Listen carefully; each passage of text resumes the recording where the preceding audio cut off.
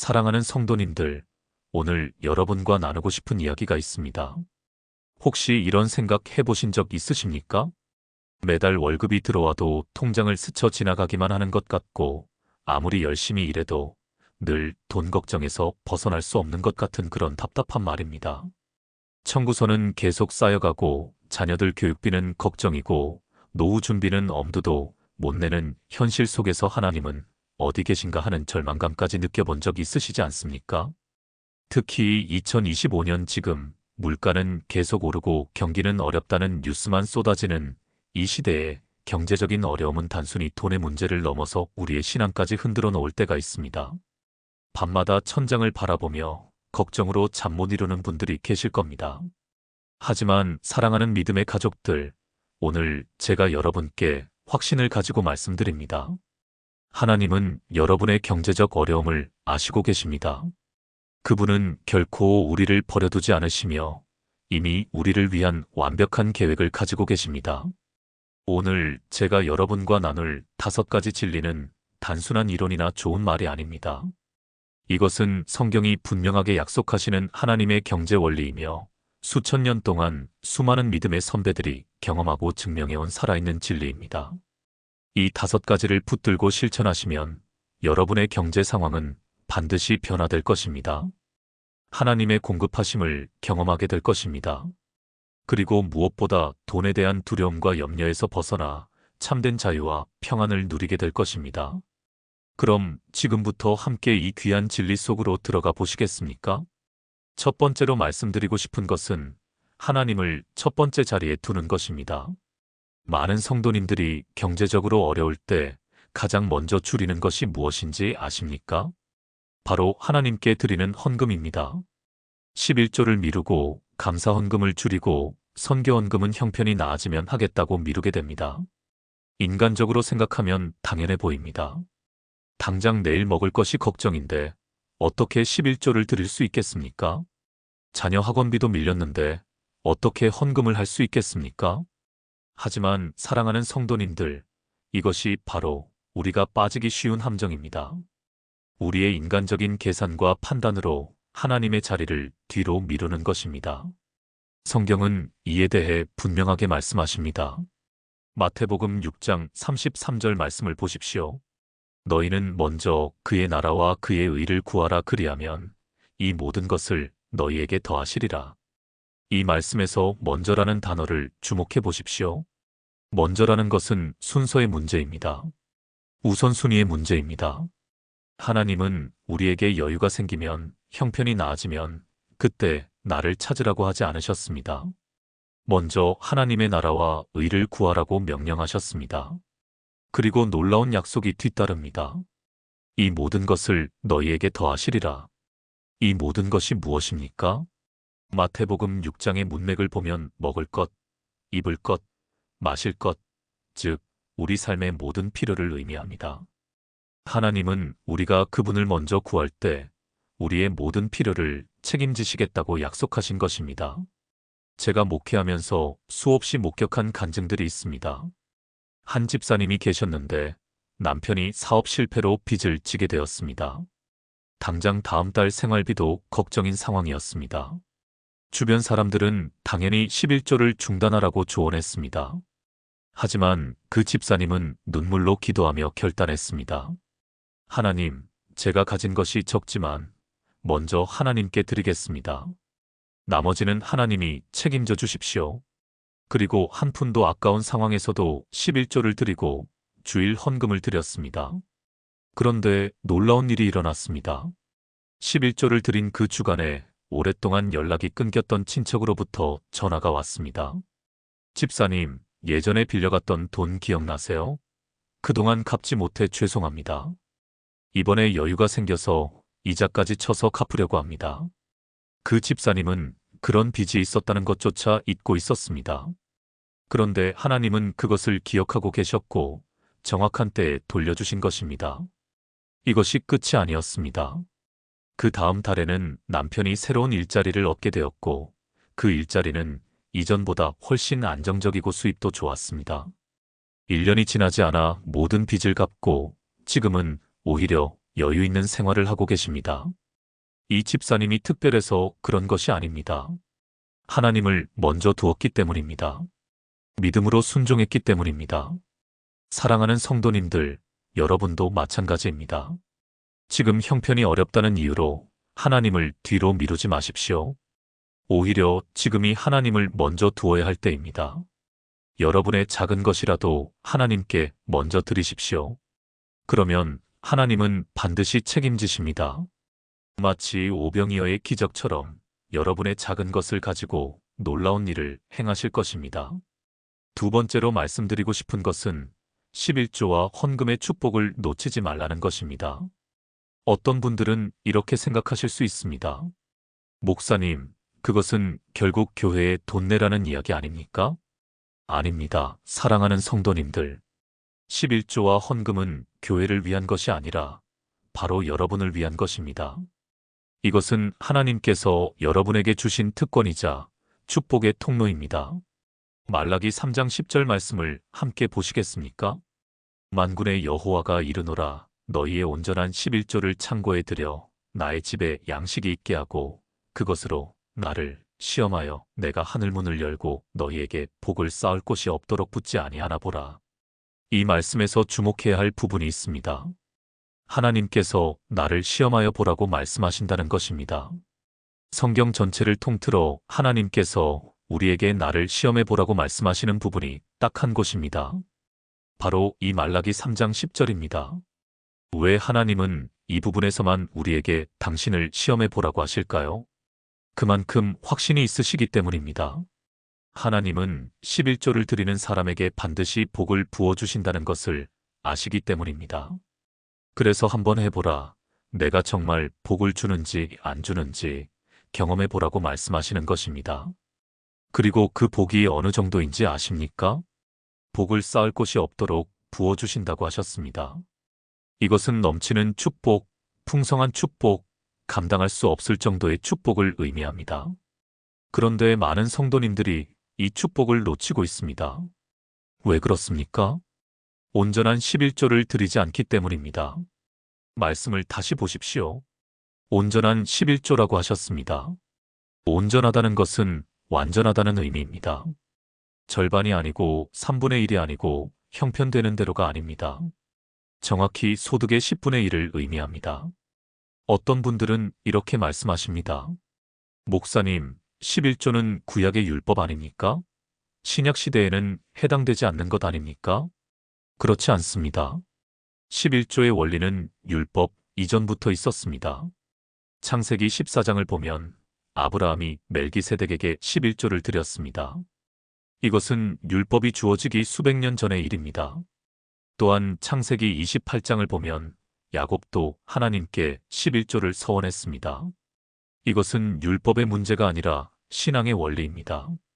하나님의 주권을 인정하고 하나님의 공급하심을 신뢰하는 믿음의 표현입니다.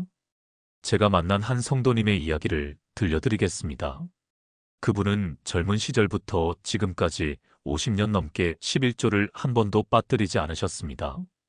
처음 직장 생활을 시작했을 때 월급이 정말 적었습니다. 11조를 떼고 나면 생활비가 빠듯했습니다. 그런데 그분은 매달 첫 월급을 받으면 제일 먼저 11조를 떼어 놓으셨습니다. 그리고 나머지 돈으로 생활하셨습니다. 신기하게도 부족할 것 같았던 생활비가 늘 딱 맞아떨어졌습니다. 때로는 예상치 못한 곳에서 도움이 오기도 했습니다. 결혼하고 자녀를 낳고 집을 사고 자녀를 대학까지 보내는 과정에서 경제적으로 힘든 순간들이 많았습니다. 하지만 그분은 단 한 번도 11조를 중단하지 않으셨습니다. 오히려 형편이 어려울수록 더욱 신실하게 11조를 드리셨습니다. 그리고 지금 그분은 이렇게 고백하십니다. 목사님, 돌아보니 하나님께서 한 번도 저를 버려두신 적이 없으세요. 11조를 드렸기 때문에 망한 적이 없고 오히려 그 이상으로 채워주셨습니다. 자녀들도 다 잘 키우고 집도 장만하고 노후도 준비되었습니다. 이 모든 것이 11조의 축복입니다. 사랑하는 성도님들, 이것이 하나님의 약속입니다. 하나님은 거짓말하실 수 없으신 분이십니다. 온전한 11조를 드리면 하나님은 반드시 복을 부어주십니다. 그런데 여기서 중요한 것이 있습니다. 11조를 드릴 때의 마음가짐입니다. 억지로 마지못해 아까워하면서 드리면 안 됩니다. 고린도후서 9장 7절은 말씀합니다. 각각 그 마음에 정한 대로 할 것이요 인색함으로나 억지로 하지 말지니 하나님은 즐겨내는 자를 사랑하시느니라. 하나님은 즐겨내는 자를 사랑하십니다. 기쁨으로, 감사함으로, 믿음으로 드릴 때 그것이 하나님께 상달되고 축복이 임합니다. 11조는 의무가 아니라 특권입니다. 하나님께 드릴 수 있다는 것 자체가 축복입니다. 그 마음으로 드리시기를 바랍니다. 세 번째로 말씀드리고 싶은 것은 정직과 성실의 원칙을 지키는 것입니다. 경제적으로 어려울 때 우리는 유혹을 받게 됩니다. 조금만 속이면 되지 않을까? 아무도 모르게 조금만 빼돌리면 안 될까? 이번 한 번만 눈 감으면 되지 않을까? 하지만 사랑하는 성도님들, 이것이 바로 멸망의 길입니다. 부정직한 방법으로 얻은 것은 결코 복이 되지 않습니다. 오히려 저주가 됩니다. 잠언 10장 22절 말씀을 보십시오. 여호와께서 복을 주심으로 사람이 부하게 되나니 근심을 겸하여 주지 아니하시느니라. 하나님께서 주시는 복은 근심이 없습니다. 평안합니다. 기쁨이 있습니다. 하지만 부정직한 방법으로 얻은 재물은 어떻습니까? 늘 불안합니다. 들킬까봐 두렵습니다. 마음에 평안이 없습니다. 잠언 13장 11절은 또 이렇게 말씀합니다. 망령되이 얻은 재물은 줄어가고 손으로 모은 것은 늘어가느니라. 부정직하게 얻은 재물은 결국 사라집니다. 마치 모래를 쥔 것처럼 손가락 사이로 빠져나갑니다. 하지만 정직하게, 성실하게 일해서 모은 것은 늘어갑니다. 하나님께서 지켜주시고 불려주시기 때문입니다. 역사를 돌아보면 이런 사례가 수없이 많습니다. 존 워너메이커라는 미국의 기업가를 아십니까? 그는 백화점의 선구자로 알려진 인물입니다. 그가 사업을 시작했을 때 정직을 최우선 원칙으로 삼았습니다.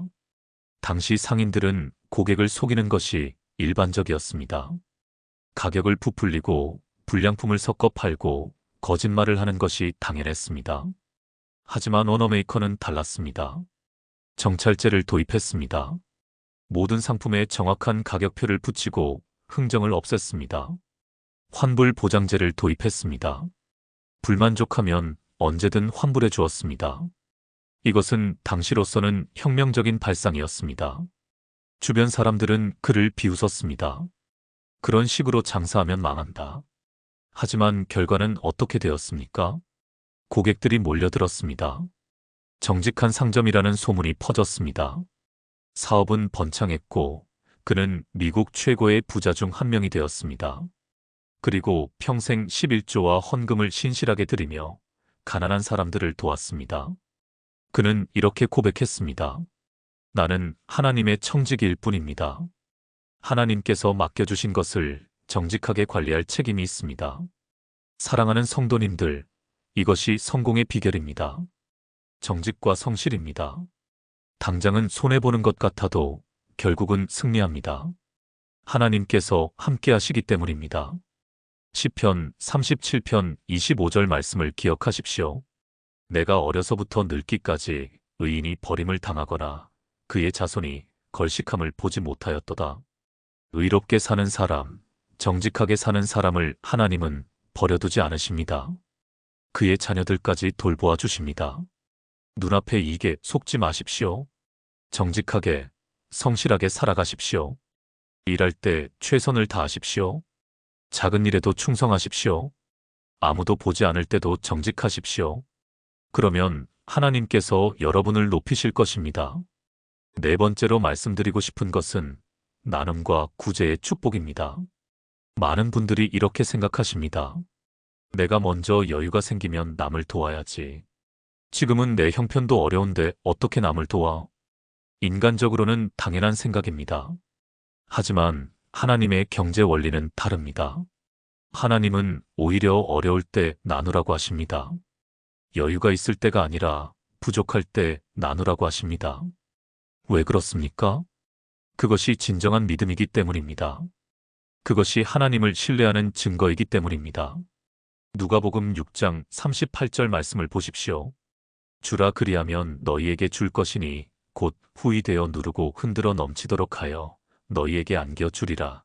너희가 헤아리는 그 헤아림으로 너희도 헤아림을 토로 받을 것이니라. 이 말씀의 순서를 주목하십시오. 먼저 주라고 하셨습니다. 그리고 그 다음에 너희에게 줄 것이니라고 하셨습니다. 순서가 중요합니다. 먼저 받고 나서 주는 것이 아닙니다. 먼저 주고 나서 받는 것입니다. 그리고 그 받는 것이 어떻습니까?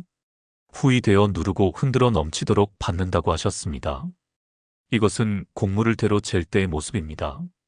곡물을 대에 가득 담고 손으로 꾹꾹 누르고 흔들어서 빈 공간을 채우고 그래도 넘칠 만큼 담는 것입니다. 이것이 하나님께서 주시는 방식입니다. 우리가 줄 때는 작은 것을 줍니다. 하지만 하나님께서 주실 때는 넘치도록 주십니다. 우리가 줄 때는 조금 줍니다. 하지만 하나님께서 주실 때는 후하게 주십니다.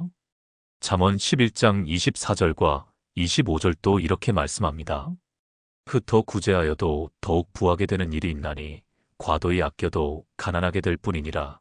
구제를 좋아하는 자는 풍족하여질 것이요 남을 윤택하게 하는 자는 자기도 윤택하여지리라. 놀랍지 않습니까? 흩어 구제하는데 더욱 부하게 된다고 하셨습니다. 우리의 상식과는 반대입니다. 나누면 줄어들어야 정상인데 오히려 더 부하게 된다고 하셨습니다. 이것이 하나님의 경제 원리입니다. 주는 자가 받는 자보다 복이 있습니다. 나누는 자에게 하나님이 더 부어주십니다. 제가 알고 있는 한 사업가 성도님의 간증입니다. 그분은 중소기업을 운영하고 계십니다.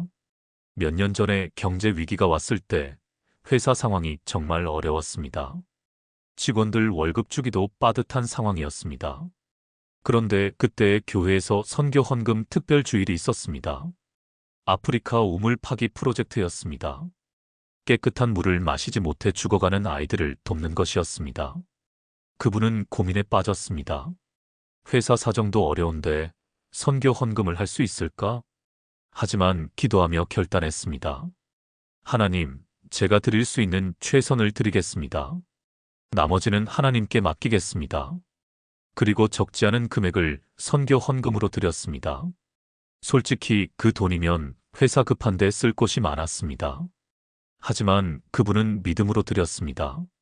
그런데 놀라운 일이 일어났습니다. 그 다음 주에 오랫동안 연락이 없던 거래처에서 전화가 왔습니다. 큰 물량의 주문이었습니다. 그것도 선금으로 받는 조건이었습니다. 회사의 자금난이 한순간에 해결되었습니다. 그것뿐만 아니라 그 거래가 계기가 되어 새로운 사업 기회들이 연달아 열렸습니다. 1년 후 그 회사는 오히려 이전보다 더 성장해 있었습니다. 그분은 눈물로 간증하셨습니다. 하나님께서 저를 시험하셨습니다. 제가 정말 하나님을 신뢰하는지 아니면 돈을 신뢰하는지 말입니다. 제가 믿음으로 드렸을 때 하나님은 상상할 수 없는 방법으로 갚아주셨습니다. 사랑하는 성도님들, 여러분도 경험할 수 있습니다. 지금 형편이 어렵다고 해서 나눔을 멈추지 마십시오. 오히려 지금이 나누어야 할 때입니다. 여러분이 가진 작은 것이라도 나누십시오. 돈이 없으면 시간을 나누십시오. 시간이 없으면 재능을 나누십시오. 재능이 없다고 생각되면 따뜻한 말 한마디, 격려 한마디를 나누십시오. 중요한 것은 나누는 마음, 베푸는 마음입니다. 하나님은 그 마음을 보십니다. 과부가 드린 2렙돈을 기억하십니까? 마가복음 12장에 나오는 이야기입니다. 성전에서 많은 부자들이 헌금을 했습니다. 큰 금액을 요란하게 넣었습니다. 그런데 한 가난한 과부가 왔습니다. 그녀가 넣은 것은 단 2렙돈, 지금으로 치면 몇백 원에 불과한 돈이었습니다. 하지만 예수님께서는 그 과부를 칭찬하셨습니다. 내가 진실로 너희에게 이르노니 이 가난한 과부는 헌금함에 넣는 모든 사람보다 많이 넣었도다. 왜 그렇습니까? 부자들은 풍족한 중에서 조금 낸 것이지만 과부는 자기의 전부를 드렸기 때문입니다. 하나님은 금액의 크기가 아니라 마음의 크기를 보십니다. 희생의 정도를 보십니다. 여러분이 드리는 작은 것이 하나님 앞에서는 큰 것이 될 수 있습니다. 그리고 하나님은 그것을 기억하시고 반드시 갚아주십니다. 제가 강조하고 싶은 것이 있습니다. 구제와 나눔을 할 때 대가를 바라지 마십시오. 내가 이만큼 줬으니까 하나님께서 이만큼은 주시겠지라는 계산을 하지 마십시오. 그것은 거래입니다. 믿음이 아닙니다. 순수한 마음으로, 사랑의 마음으로, 불쌍히 여기는 마음으로 나누십시오. 그러면 하나님께서 여러분이 생각지도 못한 방법으로, 기대하지도 않은 때에 상상할 수 없는 크기로 갚아주실 것입니다. 다섯 번째로, 마지막으로 말씀드리고 싶은 것은 감사와 만족의 태도입니다. 사랑하는 성도님들, 경제적인 어려움의 가장 큰 원인이 무엇인지 아십니까? 실제로 돈이 없어서가 아닙니다. 만족할 줄 모르기 때문입니다. 감사할 줄 모르기 때문입니다. 아무리 많이 벌어도, 아무리 많이 가져도 만족하지 못하면 늘 부족합니다. 늘 가난합니다. 반대로 적게 가져도 감사하고 만족하면 풍족합니다. 행복합니다. 빌립보서 4장 11절에서 12절 말씀을 보십시오. 내가 궁핍함으로 말하는 것이 아니니라. 어떠한 형편에든지 나는 자족하기를 배웠노라. 나는 비천에 처할 줄도 알고 풍부에 처할 줄도 알아. 모든 일 곧 배부름과 배고픔과 풍부와 궁핍에도 처할 줄 아는 일체의 비결을 배웠노라. 사도 바울의 고백입니다. 바울은 부유한 삶을 산 사람이 아닙니다. 오히려 수많은 고난과 핍박을 당했습니다. 굶주림도 경험했고 헐벗음도 경험했습니다. 하지만 그는 자족하기를 배웠다고 말합니다. 어떤 형편에서든 만족할 수 있다고 말합니다. 이것이 비결입니다. 자족, 즉 만족할 줄 아는 것입니다. 디모데전서 6장 6절에서 8절도 이렇게 말씀합니다. 그러나 자족하는 마음이 있으면 경건은 큰 유익을 주는 것이니 우리가 세상에 아무것도 가지고 온 것이 없음에 또한 아무것도 가지고 가지 못하리니 우리가 먹을 것과 입을 것이 있은즉 족한 줄로 알 것이니라. 우리는 빈손으로 왔고 빈손으로 갈 것입니다. 그 사이에 우리에게 필요한 것은 무엇입니까? 먹을 것과 입을 것입니다. 그것이 있으면 족한 줄 알라고 하셨습니다. 그런데 현대를 사는 우리는 어떻습니까? 먹을 것은 있는데도 더 맛있는 것을 원합니다. 입을 것은 있는데도 더 좋은 브랜드를 원합니다. 집은 있는데도 더 큰 집을 원합니다. 차는 있는데도 더 좋은 차를 원합니다. 끝이 없습니다. 이것이 바로 우리를 가난하게 만드는 욕심입니다. 잠언 30장 8절과 9절 말씀을 보십시오. 곧 헛된 것과 거짓말을 내게서 멀리 하옵시며 나를 가난하게도 마옵시고 부하게도 마옵시고 오직 필요한 양식으로 나를 먹이시옵소서. 혹 내가 배불러서 하나님을 모른다 여호와가 누구냐 할까 하오며 혹 내가 가난하여 도둑질하고 내 하나님의 이름을 욕되게 할까 두려워함이니이다. 지혜로운 사람의 기도입니다. 가난하게도 말고 부하게도 말고 필요한 만큼만 주십사 하는 기도입니다. 왜 그렇습니까? 너무 가난하면 하나님을 원망할 수 있고 너무 부하면 하나님을 잊어버릴 수 있기 때문입니다. 필요한 만큼, 적당한 만큼 있는 것이 가장 행복합니다. 그것으로 만족하고 감사하는 것이 가장 복된 삶입니다. 제가 목회하면서 만난 한 권사님이 계십니다. 그분은 시골에서 소박하게 사십니다. 남편과 함께 작은 농사를 지으며 살아가십니다. 도시 사람들이 보기에는 가난해 보일 수 있습니다. 하지만 그분의 얼굴에는 늘 평안과 기쁨이 넘칩니다. 한 번은 제가 여쭤봤습니다. 권사님, 혹시 서울에 사는 자녀들 집에 가서 사시고 싶으신 생각은 없으세요? 거기는 편한 것도 많고 문화생활도 할 수 있고.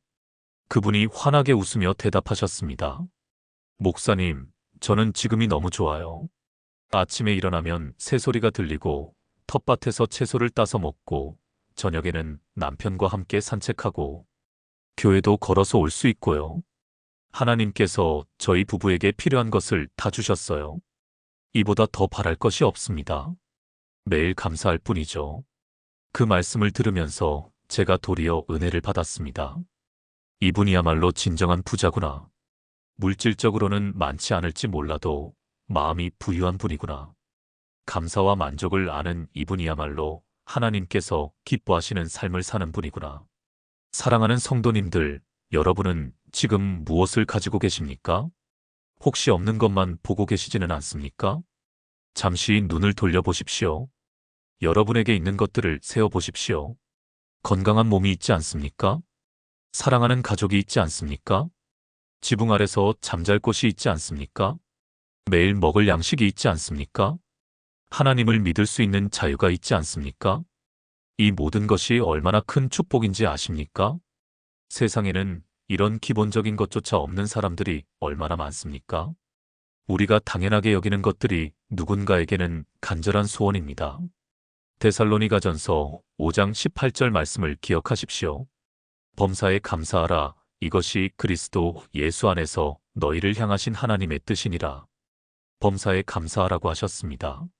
좋을 때만 감사하라는 것이 아닙니다. 모든 일에 어떤 상황에서도 감사하라고 하셨습니다. 왜 그렇습니까? 감사는 하나님께서 우리를 향해 가지신 뜻이기 때문입니다. 감사하는 사람에게 하나님은 더 많은 것을 주고 싶어 하십니다. 감사하는 사람은 받은 것을 귀하게 여기기 때문입니다. 반대로 불평하고 원망하는 사람에게는 아무리 많이 주어도 소용이 없습니다. 항상 부족하다고 할 것이기 때문입니다. 이스라엘 백성들을 생각해 보십시오. 하나님께서 매일 만나를 내려주셨습니다. 하늘에서 내려오는 양식입니다. 일하지 않아도 먹을 것이 생기는 기적입니다. 하지만 그들은 불평했습니다. 만나만 먹는 것이 지겹다. 고기가 먹고 싶다. 애굽에서 먹던 음식이 그립다. 그들에게 문제는 양의 부족이 아니었습니다. 감사의 부족이었습니다. 만족의 부족이었습니다. 결국 그들은 광야에서 40년을 헤매다가 대부분이 약속의 땅에 들어가지 못했습니다. 반면에 여호수아와 갈렙은 어떻습니까? 같은 환경, 같은 어려움 속에서도 그들은 감사했습니다. 하나님을 신뢰했습니다.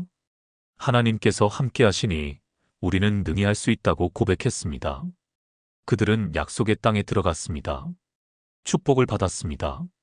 사랑하는 성도님들, 차이가 무엇입니까? 환경이 아닙니다. 마음의 태도입니다. 감사하느냐, 불평하느냐의 차이입니다. 만족하느냐, 욕심을 부리느냐의 차이입니다. 오늘부터 감사 훈련을 시작하십시오. 매일 아침 일어나면 감사 제목 3가지를 말해 보십시오. 하나님, 오늘도 살아있게 하시니 감사합니다. 하나님, 건강을 주시니 감사합니다. 하나님, 사랑하는 가족을 주시니 감사합니다. 이렇게 시작해 보십시오. 처음에는 어색할 수 있습니다. 하지만 계속하다 보면 감사할 것들이 보이기 시작합니다. 그리고 신기하게도 감사하는 사람에게 감사할 일들이 더 많이 생깁니다. 하나님께서 더 많은 축복을 부어주시기 때문입니다. 또한 만족하는 연습을 하십시오. 남과 비교하지 마십시오. 이웃집이 새 차를 샀다고 해서 부러워하지 마십시오. 친구가 더 큰 집으로 이사 갔다고 해서 초라해하지 마십시오. 그들에게는 그들의 삶이 있고 여러분에게는 여러분의 삶이 있습니다. 하나님께서 각 사람에게 주신 것이 다릅니다. 중요한 것은 하나님께서 내게 주신 것에 만족하는 것입니다. 히브리서 13장 5절 말씀입니다. 돈을 사랑하지 말고 있는 바를 족한 줄로 알라. 그가 친히 말씀하시기를 내가 결코 너희를 버리지 아니하고 너희를 떠나지 아니하리라 하셨느니라. 있는 바를 족한 줄로 알라고 하셨습니다. 그리고 놀라운 약속이 따라옵니다. 내가 결코 너희를 버리지 아니하고 너희를 떠나지 아니하리라. 하나님께서 함께 하신다는 약속입니다. 하나님께서 책임지신다는 약속입니다. 여러분에게 하나님이 계시면 더 이상 무엇이 필요하겠습니까? 시편 23편의 고백을 기억하십시오. 여호와는 나의 목자시니 내게 부족함이 없으리로다. 목자이신 하나님께서 함께 하시니 부족함이 없습니다. 때로는 풍족할 때도 있고 때로는 넉넉지 않을 때도 있을 것입니다. 하지만 하나님께서 함께 하시면 그 모든 것이 감사가 됩니다. 그 모든 것이 축복이 됩니다. 왜냐하면 하나님께서 우리에게 필요한 것을 아시고 적절한 때에 적절한 방법으로 공급해 주시기 때문입니다. 사랑하는 성도님들, 지금까지 5가지를 말씀드렸습니다. 잠시 정리해 보겠습니다. 첫째, 하나님을 첫 번째 자리에 두십시오. 무엇보다 먼저 하나님의 나라와 의를 구하십시오. 그러면 하나님께서 여러분의 모든 필요를 채워주실 것입니다. 둘째, 11조와 헌금의 축복을 놓치지 마십시오. 온전한 11조를 드리십시오. 하나님을 시험하여 보십시오. 하나님은 반드시 복을 쌓을 곳이 없도록 부어주실 것입니다. 셋째, 정직과 성실의 원칙을 지키십시오. 부정직한 방법으로 얻은 것은 결코 복이 되지 않습니다. 정직하게, 성실하게 일하십시오. 하나님께서 그런 사람을 높이십니다. 넷째, 나눔과 구제의 축복을 경험하십시오. 먼저 주십시오. 그러면 하나님께서 후히 되어 누르고 흔들어 넘치도록 주실 것입니다. 흩어 구제하는 자가 오히려 더 부하게 됩니다. 다섯째, 감사와 만족의 태도를 가지십시오. 있는 바를 족한 줄로 아십시오. 범사에 감사하십시오. 그러면 하나님께서 더 많은 감사 제목을 주실 것입니다. 이 5가지는 단순한 조언이 아닙니다. 성경이 분명하게 약속하시는 하나님의 경제 원리입니다. 이것을 믿고 실천하는 사람은 반드시 축복을 경험하게 될 것입니다. 물론 하루아침에 모든 것이 바뀌지는 않을 수 있습니다. 때로는 시간이 필요할 수도 있습니다. 하지만 포기하지 마십시오. 끝까지 신뢰하십시오. 하나님의 때가 있습니다. 하나님의 방법이 있습니다. 우리가 믿음으로 순종할 때 하나님은 반드시 응답하십니다. 제가 마지막으로 한 가지만 더 말씀드리겠습니다. 경제적인 축복도 중요하지만 그것보다 더 중요한 것이 있습니다.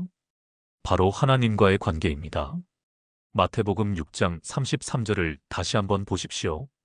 너희는 먼저 그의 나라와 그의 의를 구하라. 하나님은 우리가 돈을 구하기 전에 먼저 당신과의 관계를 구하기 원하십니다. 당신의 나라를 구하기 원하십니다. 돈은 수단입니다. 목적이 아닙니다. 돈 자체가 행복을 주지 못합니다. 오히려 돈을 사랑하는 것은 일만 악의 뿌리라고 성경은 경고합니다. 진정한 부는 하나님과의 관계입니다. 하나님을 아는 것입니다.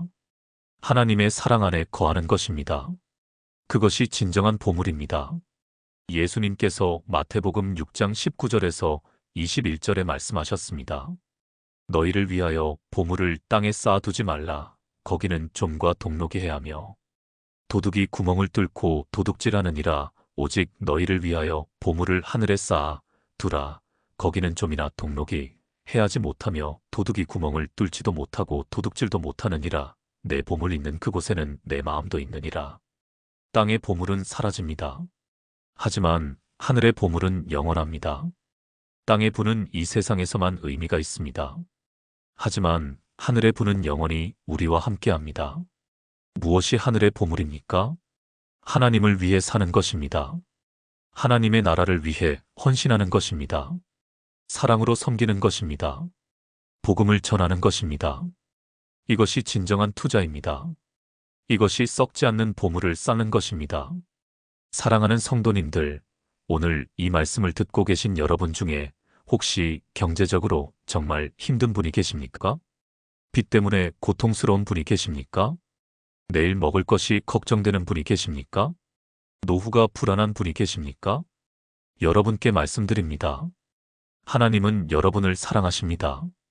하나님은 여러분의 상황을 아십니다. 하나님은 여러분을 버려두지 않으실 것입니다. 오늘 제가 나눈 이 5가지를 붙드십시오. 믿음으로 실천하십시오. 그리고 하나님께서 행하시는 것을 지켜보십시오. 반드시 길이 열릴 것입니다. 반드시 공급하심이 있을 것입니다. 반드시 돌파가 일어날 것입니다. 빌립보서 4장 19절 말씀으로 약속드립니다. 나의 하나님이 그리스도 예수 안에서 영광 가운데 그 풍성한 대로 너희 모든 쓸 것을 채우시리라. 여러분의 모든 쓸 것을 채우실 것입니다. 하나님은 풍성하신 분이십니다. 하나님의 창고는 비지 않습니다. 하나님의 은혜는 무궁무진합니다. 그분을 신뢰하십시오. 그분께 나아가십시오. 그분의 약속을 붙드십시오. 그러면 여러분은 반드시 경제적인 자유를 경험하게 될 것입니다. 돈에 대한 두려움에서 벗어나게 될 것입니다. 하나님의 공급하심을 체험하게 될 것입니다. 그리고 무엇보다 하나님과의 더욱 깊은 관계 속으로 들어가게 될 것입니다. 오늘 이 말씀이 여러분의 마음에 깊이 새겨지기를 바랍니다. 그리고 오늘부터 실천하시기를 바랍니다. 미루지 마십시오. 나중에 여유가 생기면이라고 말하지 마십시오.